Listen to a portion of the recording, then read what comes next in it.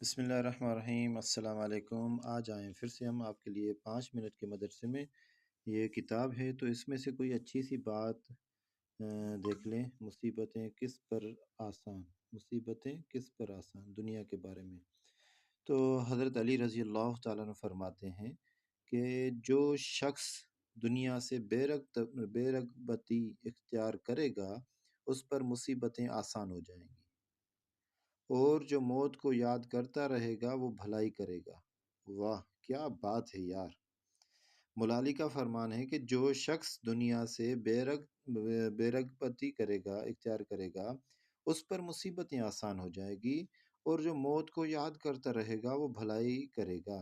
شعب الایمان للبہیقی، یہ صفحہ نمبر ہے اس کا، یعنی 10,222۔ یہ صفحہ نمبر آپ دے سکتے ہیں۔ ہمارے چینل کو سبسکرائب کریں، لائک کرنا نہ بھولیں۔